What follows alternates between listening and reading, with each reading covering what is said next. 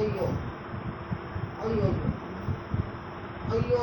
ఆఖరుడు doctor B Venkatrao గారి వందన సమర్పణతో సభ అయిపోయి ఢిల్లీ, మద్రాస్, మధ్యప్రదేశ్, ఉత్తరప్రదేశ్, బెంగళూరు, బొంబాయిల నుండి సుమారు 1500 మంది 1200 మంది సభలో పాల్గొన్నారు. డాక్టర్ అమ్మ గారి మోక్ష సిద్ధికి ప్రార్థనలు చేసి శ్రద్ధాంజలి ఘటించారు. మా వేలుతోనే మా కన్ను పొడబట 40 సంవత్సరాలు ప్రకృతి చికిత్సాలయంలో పనిచేసి నేను స్వర్గీయ డాక్టర్ బి విజయలక్ష్మి నా ధర్మపత్ని గారి జీవిత సంగ్రహం రాస్తే ప్రకృతి పత్రికలో ప్రకటించకపోవడం ఎంతో అవమానకరం. జీతాల కోసం పనిచేసే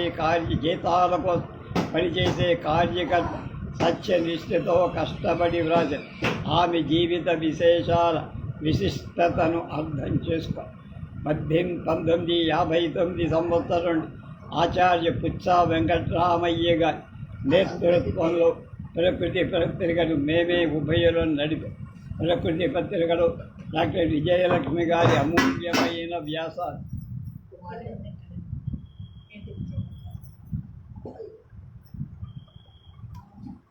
ఆమె అనుభవాలు యావత్ ప్రపంచాన్ని ముగ్ధు చేసి డాక్టర్ అమ్మగారు ఆఖరి వరకు ప్రకృతి మాసపత్రిక సంపాదకులు.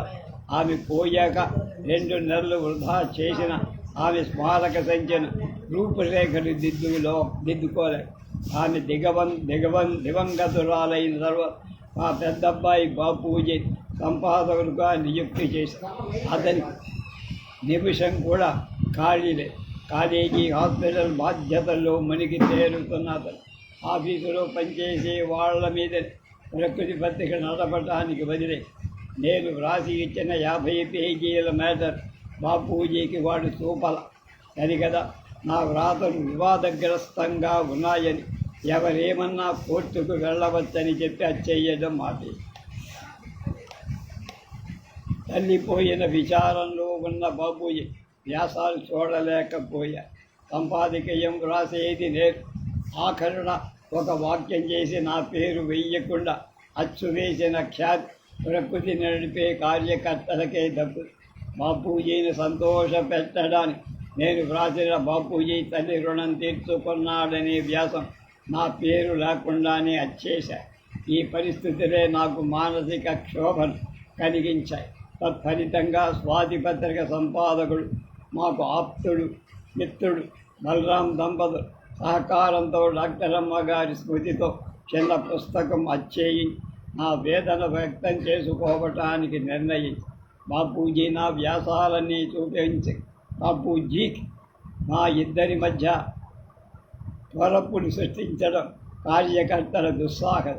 అంతా పిల్లలకు అప్పగించి సంస్కరించి తప్పుకొని నా భార్య బ్రతికి ఉన్నంతగా ఆమె ఏదైనా సంప్రదించే. ఆమె పోయిన తర్వాత పిల్లల కార్యక్రమంలో నిన్ను జోక్యం కలిగించుకో. తరతరాల మధ్య అంతరాలు ఉండటం మామూలు. నేను ఊహించినట్లుగా కోరినట్లు మేము జీవించినట్లు పిల్లలు జీవించాలనుకోవడం మా అవివేకం కాదు. కనీసం మెడికల్ గ్రాడ్యుయేట్ అయిన నా ఇద్దరు పిల్లలు ప్రకృతి వైద్యంలో స్థిరపడడం మా ఉభయుల అదృష్టం. ఆదర్శ గృహి 6/4/1946 తేదీ మాకు వివాహం జరిగింది. అప్పుడు ఆమెకు తెలుగు బాగా వచ్చేదిగా. హైదరాబాద్ స్టేట్లో ఉర్దూ మీడియం. అత్తగారు అనలేక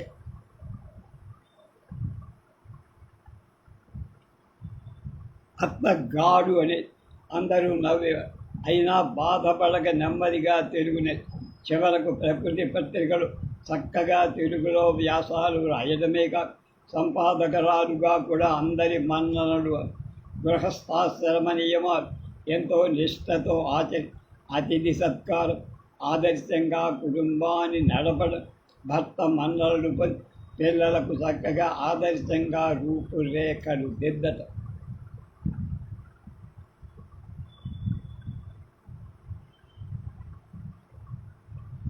అతిథులు ఎవరైనా ఎప్పుడైనా వారిని భగవంతుడిగా భావించి వారికి సేవలు చేసే. ఒక్కొక్కప్పుడు అకాలంలో వచ్చిన అతిథులు భోజనం పెట్టి ఆమె పస్తుండే.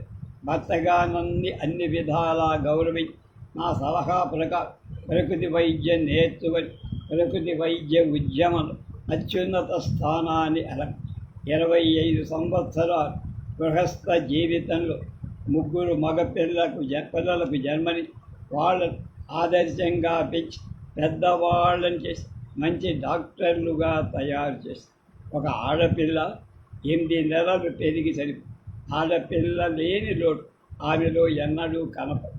అంచేత కాలేజీలో ఆడపిల్లలు సొంత పిల్లలుగా చూసి వాళ్ళందరినీ తనంతటి వారుగా తయారు చెయ్యాలని ఈ ఆశయం సిద్ధించకపోవడంతో మానసికంగా దెబ్బతి. నా ఆర్థిక పరిస్థితులు అర్థం చేసుకున్నాను. ఎప్పుడూ నన్ను ఏమీ అడగలేదు. ఒక చీర కొనమని కూడా ఆమెకు పువ్వులంటే ఎంతో ఇష్టం. అవి చెట్ల మీద ఉండగానే చూసి ఆనందించేది తప్ప వాటిని జడలు ఏనాడు పెట్టుకునేది. పూజాది కార్యక్రమాలు వాడటానికి కూడా పెద్దగా ఇష్టపడేది. మొదటి 20 సంవత్సరాలు ఆర్థికంగా చాలా ఇబ్బందిగానే గడి కాస్త ఆర్థిక పరిస్థితులు బాగుపడ్డ ఆఖరి 20లో ఆమె నా మంచి చెడ్డను చూసి నన్ను కూడా ఒక బిడ్డగా సాగి ఆమెకు నేను చేసిన దానిక ఆమె నాకు ఎక్కువ సేవలు వానప్రస్థాశ్రమ దీక్ష పూజ్య వినోబాజీ 1974లో మాకు ఇచ్చారు. అప్పటి నుండి బ్రహ్మచర్యం పాటిస్తూ ఆశ్రమ జీవితం గడిపి నాలో కాస్త కోపం కొందరపాటు ఉండేది. ఆ పరిస్థితిలో నెమ్మదిగా నాకు నచ్చజెప్పి ప్రేమతో సరిచేయ ప్రయత్నం చివరకు నన్ను ఒక శాంతమూర్తిగా చూడాలనే కోరిక కొంతవరకు సిద్ధించిందేమో. 40 ఏళ్ళ ఆశ్రమ జీవితం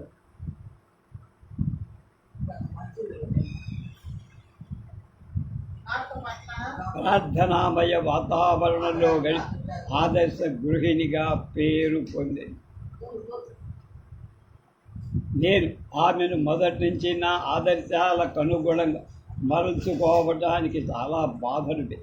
దరిద్రంలోనే కాక అహర్నిశలు రోగుల సేవ చేయటం ఆమె ఎప్పుడూ బాధ ఉన్న పై కనపడి ఆమె మానసికంగా లోపలే బాధపడిందిగా ఎప్పుడు ఎవరి దగ్గర వ్యక్తపరిచేది.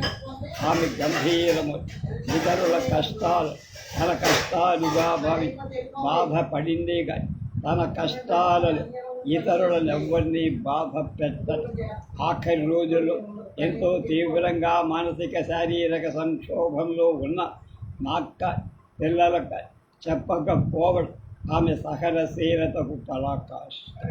ప్రకృతి వైద్య యోగాసనాలు నాతో పాటు అభ్యసించి నాకన్నా ముందుకు పోయి యావత్ ప్రపంచంలో మన్ననలు పొందిన ఆమె మా మన్ననలు పొందకుండా ఎలా ఉండగలదు?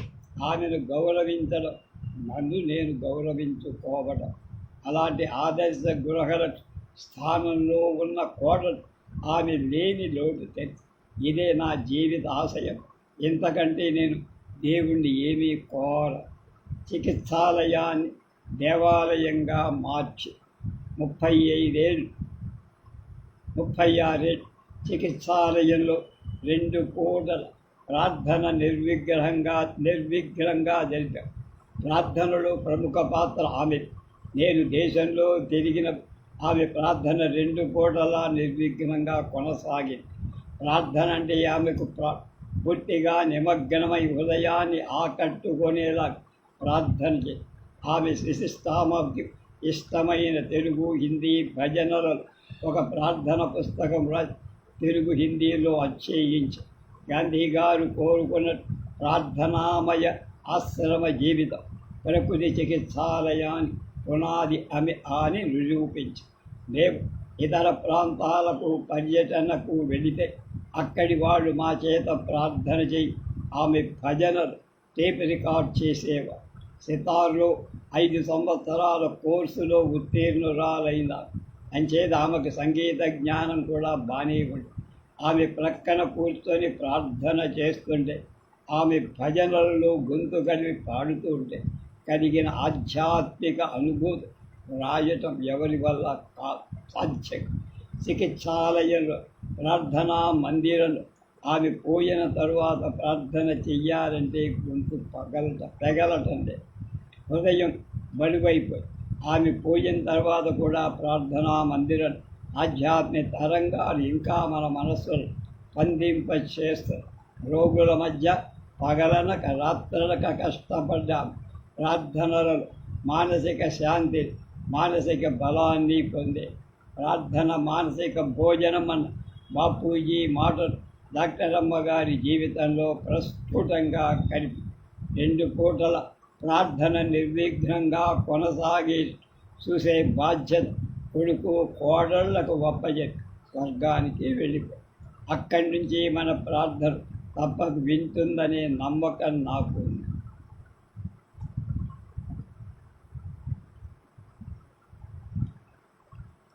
ఆశ్రమానికి వచ్చిన అంటే చికిత్సాలయానికి వచ్చిన భారతదేశ ప్రథమ రాష్ట్రపతి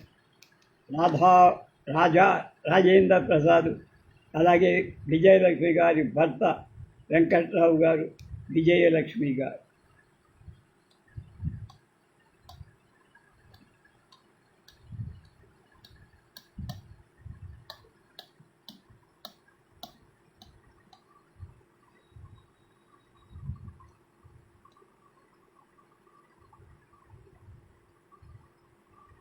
హైదరాబాదులో కళాశాల, దాని స్టాఫ్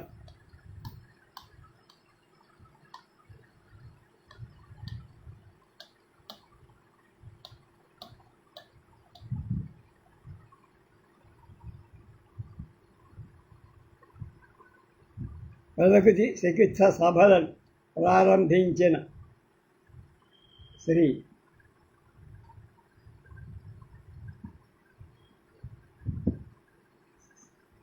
శ్రీమన్నారాయణ గారు.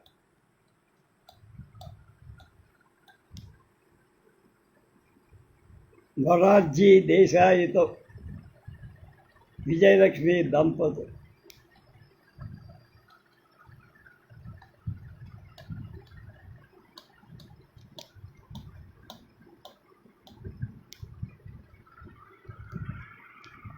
ఇవాటి చివరి వ్యాసం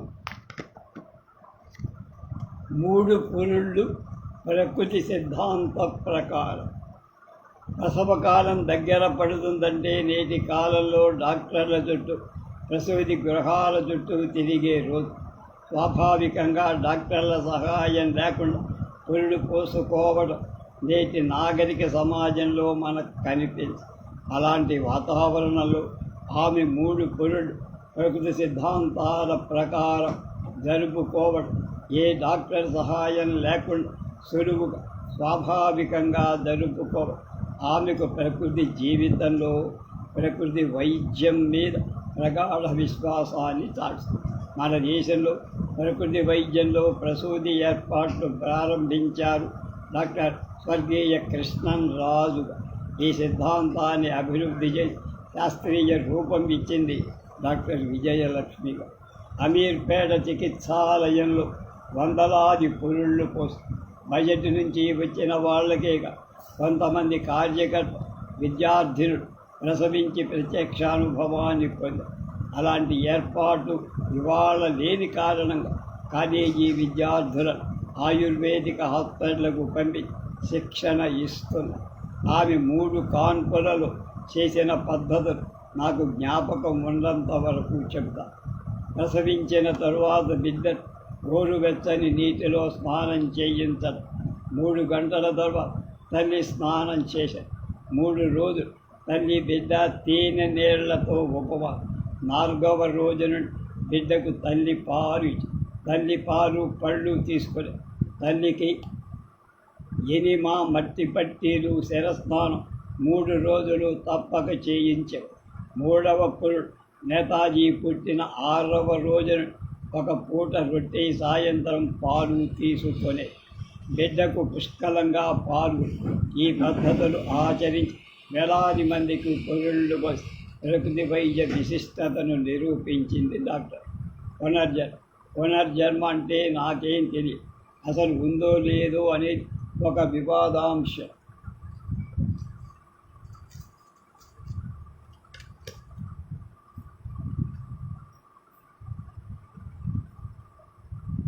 ఆమెకు పునర్జన్మ మీద నమ్మకం అంచేదని అనేకసార్లు వచ్చే జన్మలో నేను భర్తగా మీరు భార్యగా జన్మిస్తామని పునర్జన్మ అంటూ ఉంటే నేను భార్యగా పుడితే ఆమె నా భర్తగా జన్మిస్తే ఆమెకు సేవలు చేస్తూ రుణం తీర్చుకోవడం కన్నా అదృష్టం ఏముంది. ఈ జన్మలో నా భార్యగా ఎన్నో కష్టాలు నవాబు దర్జాతో పెళ్లి అవగానే గుడిసెలో కాపురం కడుపు నిండా తిండి లేని పరిస్థితులలో వంటి నిండా బట్టలు కూడా ఇవ్వలేని భర్తతో జీవితం గడి రాత్రింబగళ్ళు రోగులు 40 సంవత్సరాలు తన బాధలు ఇతరులకు తెలియని సేవ చేసిన మహావ్యక్తి. 4 సంవత్సరాలు మానసిక బాధతో నిద్రాహారాలు సరిగా లేక బాధపడి అసాధ్య రోగానికి గురయ్యేదాకా నాక్క పిల్లలక చెప్పకుండా బాధలను ఓర్చుకొని చివరి మృత్యువాత పడింది ఆ మహాయులు. అలాంటి గొప్ప లక్షణాలని నాకు ప్రసాది వచ్చే జన్మలు ఆమెకు సేవ చేసే అవకాశం భగవంతుడు కల్పిస్తే నా జీవితం ధన్యమవుతుందని భక్త వెంకట్రావు గారు రేపు అమెరికా వెళ్ళి నేతాజీ సంసారం చూడాలని ఉబిళ్ళు జరిగిందో లేదో తెలియదు.